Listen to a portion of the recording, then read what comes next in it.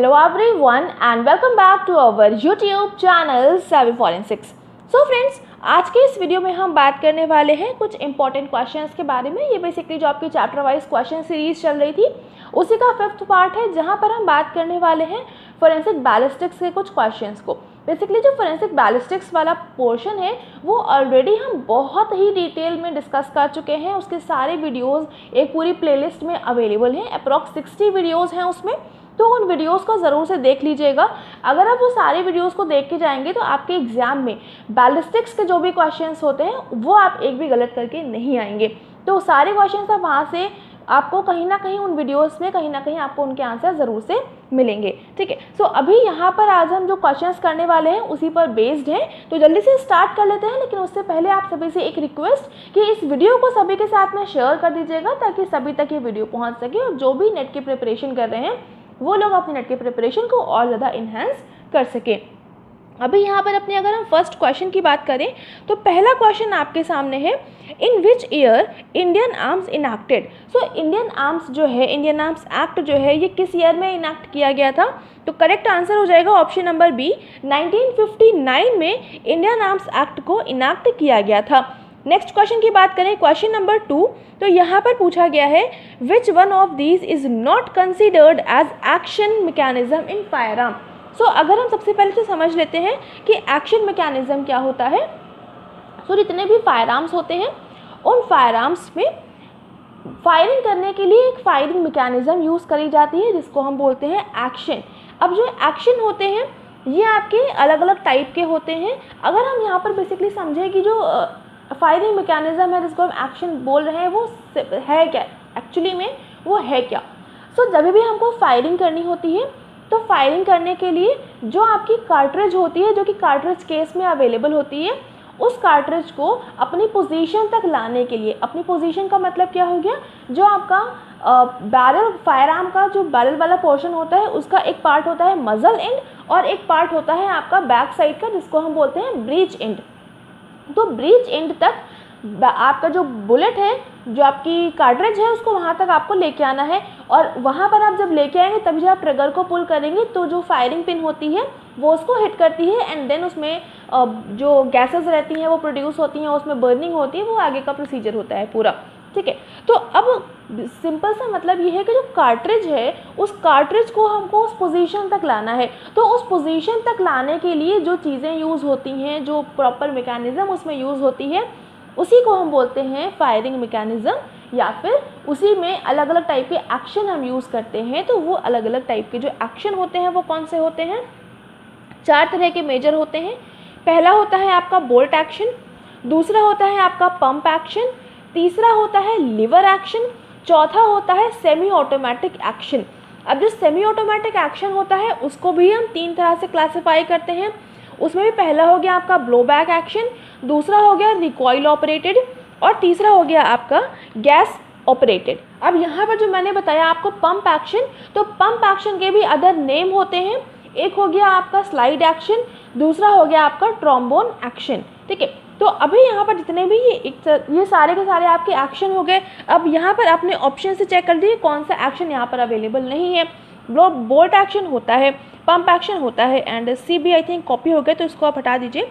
बाकी जो rifle board होता है ये कोई तरह का एक्शन नहीं होता है। ये जो आपकी कोई भी तरह के फायर आर्म है उसकी जो बैरल होती है उसके अंदर कुछ लैंड्स एंड ग्रूव्स अवेलेबल होते हैं, यानी कि ये अगर आप इसका टीएस देखें तो ये इस तरह से कुछ आपको देखने को मिलता है। तो इसमें जो रेज्ड पोर्शन होता है इसको लैंड्स बोलते हैं और जो डिप्रेस्ड पोर्शन होता है उसको हम ग्रूव्स बोलते हैं। तो जिसमें लैंड्स एंड ग्रूव्स अवेलेबल होते हैं बैरल के अंदर, वो आपकी राइफल्ड फायर आर्म बोली जाती है। तो वो चीज़ आपकी हो गई राइफल बोर्ड। तो ये कोई तरह का एक्शन नहीं होता है। तो इस क्वेश्चन का करेक्ट आंसर हो जाएगा ऑप्शन नंबर डी। अब यहाँ पर जितने भी तरह के मैंने एक्शन आपको बताए हैं कि ये बोल्ट एक्शन है, पंप एक्शन है, लीवर एक्शन है, सेमी ऑटोमेटिक एक्शन है, इन सभी के वीडियोस अवेलेबल है, सेपरेट वीडियोस हैं। आप डायरेक्टली नाम से भी सर्च करेंगे आपको मिल जाएगा, तो आपको इनकी फंक्शनिंग कैसी होती है वो भी समझ में आ जाएगा। ठीक है, अभी चलते हैं अगले क्वेश्चन की तरफ और यहाँ पर पूछा गया है what is the characteristics of rifling. Rifling की क्या कैरेक्टरिस्टिक फीचर होते हैं। तो राइफलिंग जो मैंने अभी बताया, लैंड्स एंड ग्रूव्स अवेलेबल होते हैं बैरल के अंदर, उसी को हम बोलते हैं राइफलिंग। तो राइफलिंग क्या करती है, राइफलिंग ट्विस्टेड फॉर्मेट में अवेलेबल होती है।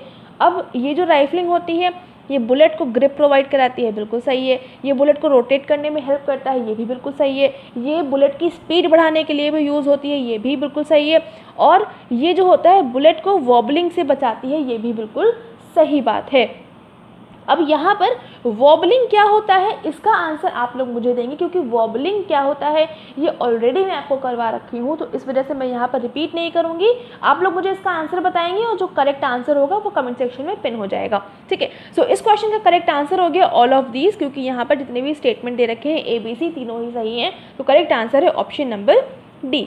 नेक्स्ट क्वेश्चन की तरफ चलते हैं। यहाँ पर पूछा गया है who is known as developer of percussion primer. Percussion primer का डेवलपर कौन माना जाता है। तो करेक्ट आंसर हो जाएगा अलेक्जेंडर फॉर्सिथ। अलेक्जेंडर जे फॉर्सिथ जो है इनको परक्यूजन प्राइमर का डेवलपर माना जाता है, ठीक है। अगले क्वेश्चन की तरफ चलते हैं। नेक्स्ट क्वेश्चन है क्वेश्चन नंबर 5 और यहाँ पर निबिन की फुल फॉर्म पूछी गई है।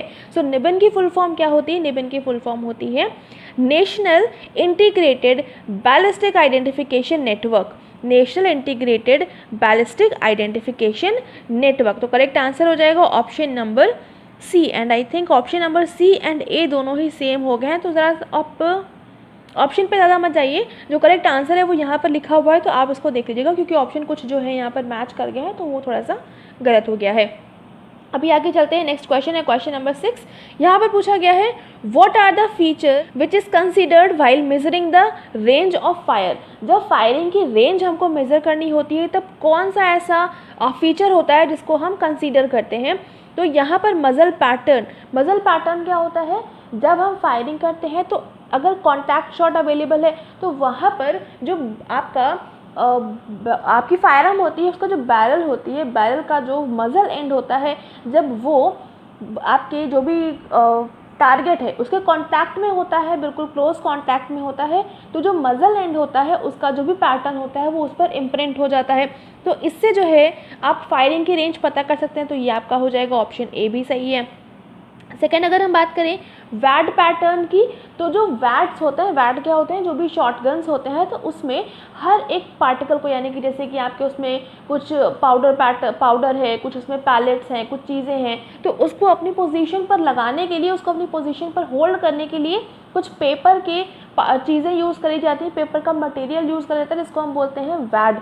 अब ये पेपर की जगह अलग अलग चीज़ों का भी होता है, प्लास्टिक के भी होते हैं, तो वो आपके वैड होते हैं। तो अब वैड के का पैटर्न कैसा है, टारगेट के ऊपर, टारगेट तक वो पहुंचा है या नहीं पहुंचा है, तो इस बेस पर भी हम फायरिंग की रेंज यानी कि कितनी डिस्टेंस से फायरिंग करी गई है ये हम फाइंड आउट कर सकते हैं। तो ये भी आपका सही हो जाएगा।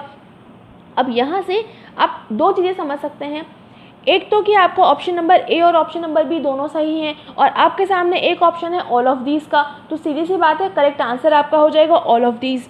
एक तो चीज़ ये हो गई। बाकी शॉर्ट पैटर्न क्या होता है इसको भी समझ लेते हैं। तो शॉर्ट पैटर्न क्या होता है कि जब भी आप फायरिंग करते हैं तो उसकी वजह से जब आपकी जो भी बुलेट रहती है वो जब ट्रैवल करती है तो उसके साथ साथ में कुछ बर्नड, अनबर्नड, सभी बर्नड पार्टिकल्स, वैट्स या जो भी चीज़ें रहती हैं, कुछ गैसेस हैं, वो सारी की सारी उसके पीछे पीछे ट्रैवल करती हैं। क्योंकि जब आपकी फायरिंग होती है तो बैरल के अंदर बहुत सारा प्रेशर क्रिएट होता है और वो आपका ट्रैवल करता है, उसी को हेल्प करता है बेसिकली बाकी सारी चीज़ों को ट्रैवल करने में। तो अब यहाँ पर जितनी डिस्टेंस होगी उतने तक ही वो आपके बता पाएंगे कि जो भी पार्टिकल्स हैं वो कितना ट्रैवल करे हैं। मान के चलिए कि थोड़ा पास से फायरिंग करी गई है तो जितने भी पार्टिकल्स आपके बुलेट के साथ ट्रैवल कर रहे थे वो सारे के सारे टारगेट तक पहुंच जाएंगे, बट डिस्टेंस यहीं पर अगर बहुत ज़्यादा हो जाती है तो वो आपके टारगेट तक पहुँच नहीं पाएंगे। तो इस तरह से शॉर्ट पैटर्न को आप एग्जामिन करते हुए जो रेंज ऑफ फायरिंग होती है उसको आप बहुत आराम से बता सकते हैं, ठीक है। तो ऑप्शन नंबर सी भी आपका सही है, यानी कि करेक्ट आंसर हो जाएगा option number D, that is all of these. Next question है क्वेश्चन नंबर 7। यहाँ पर पूछा गया है कोफिशिएंट ऑफ रिडक्शन और form factor is calculated by formula. जो फॉर्म फैक्टर होता है या रिडक्शन का जो कोफिशिएंट होता है उसको किस फॉर्मूले से हम यूज़ करते हैं, उसको किस फॉर्मूले से बेसिकली हम कैलकुलेट करते हैं। तो करेक्ट आंसर हो जाएगा इसका W/ID², जो हाफ mv² होता है, ये क्या होता है, ये आपका होता है काइनेटिक एनर्जी का फॉर्मूला।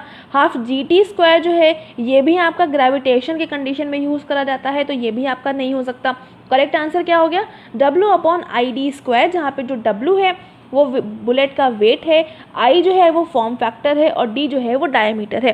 अब यहाँ पर फॉर्म फैक्टर क्या होता है, कोफिशिएंट ऑफ रिडक्शन क्या होता है, ये सब मैं आपको बहुत डिटेल में पढ़ा चुकी हूँ, तो यहाँ पर रिपीट नहीं होने वाला है, आप लोग उन वीडियोस में जाकर देख लेंगे। ठीक है, तो इसका फॉर्मूला आप जरूर से याद कर लीजिएगा, W/ID²। इस पर बेस्ड क्वेश्चन भी डायरेक्टली न्यूमेरिकल क्वेश्चंस आपके एग्जाम में आते हैं, तो इसको बहुत अच्छे से याद कर लीजिएगा। ठीक है, अभी आगे चलते हैं। यहाँ पर आपके सामने नेक्स्ट क्वेश्चन है, क्वेश्चन नंबर 8, जो कि मैच दी कॉलम है। तो यहाँ पर आपके सामने ये लिस्ट है 1, ये लिस्ट है 2। अब आपको इसको मैच करना है, तो उसको थोड़ा सा देख लीजिए आप इस तरह से। ठीक है, अब जो फर्स्ट आपका, अगर हम लिस्ट 2 में से पहला पढ़ें, the deviation of projectile from its nose and nose onward position, मतलब कि जो बुलेट है, बुलेट की जो नोज वाला पोर्शन है, यानी कि ये बुलेट रहती है तो इसका जो आगे वाला पोर्शन जो पॉइंटेड होता है हल्का सा, उसको हम नोज़ बोलते हैं बुलेट की। तो जो बुलेट की नोज़ होती है वो अपनी पोजीशन से डेविएट कर जाती है, तो ये क्या होता है, ये होती है यॉर्निंग, यानी कि बी की पेयरिंग हो गई आपकी 1 के साथ में। उसके अलावा नेक्स्ट आपका पढ़े क्लॉक स्क्रू मोशन, जो बुलेट रहता है उसमें जब क्लॉक स्क्रू मोशन होने लगता है तो उसको हम क्या बोलते हैं, उसको हम बोलते हैं न्यूटेशन। तो ए की पेयरिंग हो गई 2 के साथ में।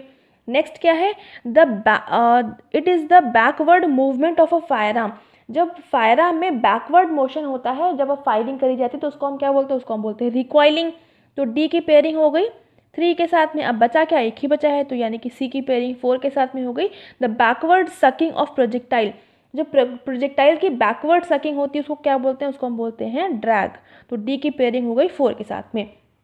अब यहाँ पर ये जो आंसर लिखा हुआ है थोड़ा सा गलत है, करेक्ट आंसर क्या हो गया, A2 B1, यहाँ पर B को 1 करना पड़ेगा, A2 B1 C4 and D3। तो ये कुछ इस तरह से हो जाएगा, A आपका 2 हो जाएगा, B 1 हो जाएगा, D3 हो जाएगा एंड C जो है वो आपका 4 हो जाएगा। ठीक है, इतना हो गया। अब आगे चलते हैं नेक्स्ट क्वेश्चन की तरफ, क्वेश्चन नंबर 9। तो यहाँ पर लिखा हुआ है the net retardation of projectile due to air resistance.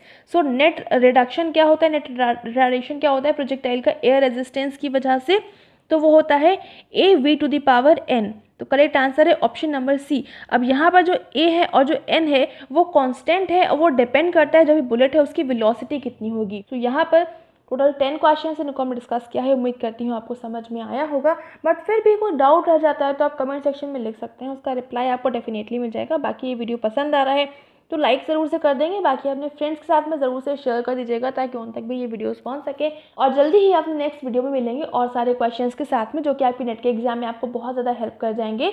सो अभी यहाँ पर इस वीडियो को करते हैं एंड इसकी जो PDF है वो आपको हमारे टेलीग्राम पर मिल जाएगी, वहाँ से जाकर आप इसको एक्सेस कर सकते हैं। और अगर आपको और सारे क्वेश्चंस की प्रैक्टिस करनी है तो उसके लिए वेबसाइट पर ज़रूर से विजिट करिएगा, वहाँ पर बहुत सारे क्वेश्चंस अवेलेबल हैं जो कि आपके नेट के एग्जाम में आपको बहुत ज़्यादा हेल्प करेंगे। एंड वीडियो को लाइक ज़रूर से कर दीजिएगा and thank you so much for joining me here.